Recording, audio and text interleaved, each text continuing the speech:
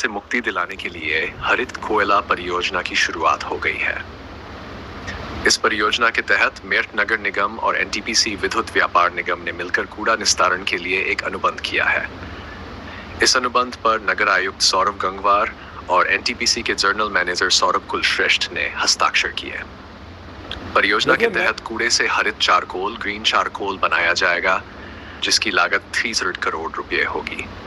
ये संयंत्र मेरठ के गांवड़ी में 20 एकड़ भूमि पर स्थापित किया जाएगा और इसके निर्माण में लगभग 30 महीने लगेंगे।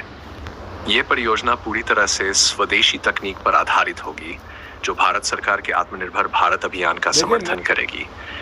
इससे न केवल कूड़े की समस्या का समाधान होगा, बल्कि स्वच्छ ऊर्जा उत्पादन और पर्यावरण संरक्षण में भी मदद मिलेगी। मैं आपको इस विषय में बताना चाहूँगा कि मेरठ महानगर में आपने देखा होगा कि किस तरीके से केंद्र सरकार द्वारा, प्रदेश सरकार द्वारा देखने वाला डेवलपमेंट और विकास हो रहा है। ये इसलिए भी बताना बहुत ज़रूरी है कि मेरठ महानगर अब आने वाले समय में कैसी स्थिति में आ गया है। आपने देखा होगा एक्सप्रेस वे पूरे पश्चिमी उत्तर प्रदेश को एक सौगात मिली थी और परम श्रद्धेय प्रधानमंत्री जी ने हिंदुस्तान में पहली रैपिड ट्रेन इस दिल्ली से मेरठ महानगर इस क्षेत्र को दी है।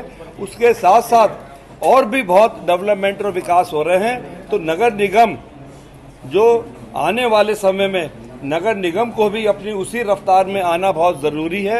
वर्तमान में ये लगाया गया है जो हमारा फ्रेश वेस्ट आएगा, फ्रेश मिक्स्ड वेस्ट आएगा, उसके लिए हमने आज एनटीपीसी के साथ में करार किया है। इसमें एनटीपीसी लगभग 300 करोड़ की लागत से एक यहाँ पर कूड़ा निस्तारण के लिए हमारा एक प्लांट लगाने जा रहा है, जिसमें लगभग 900 उसकी टीपीडी की टन्स पर डे की क्षमता रहेगी और उसके थ्रू जो वो प्रोसेस करेंगे लगभग हमारा 400 से 500 टीपीडी हरित चारकोल भी हमारा उसमें उत्सर्जित होगा। तो इससे मुझे लगता है कि फ्यूचर में इसकी प्लांट की जो लगने की ड्यूरेशन है लगभग 2 साल है और 2 साल बाद मुझे लगता है कि हमारे यहाँ पे जो भी हमारा डेली हमारा वेस्ट जनरेट होगा वो डेली बेसिस पे हमारा उसको प्रोसेस होता रहेगा। तो जो हमारी बहुत बड़ी समस्या है कि हम वेस्ट का डिस्पोजल एंड वेस्ट को प्रोसेस करने का, उससे हमारा मेरठ शहर निजात पा जाए। प्लांट 900 टन कचरे का निस्तारण करेगा और ये टॉरिफिकेशन टेक्नोलॉजी पर आधारित है, जो टेक्नोलॉजी बनारस में भी लगाई जा रही है। तो इसमें जो कोयला बनेगा वो फ्यूल की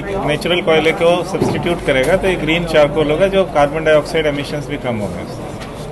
तो ब्रीफ में टेक्नोलॉजी यही है। उसके अलावा आज इसका अनुबंध हमने किया है, तो ये हमारे जो बोर्ड ऑफ डायरेक्टर्स की अनुमति के बाद में हम इसकी स्थापना का कार्य चालू करें।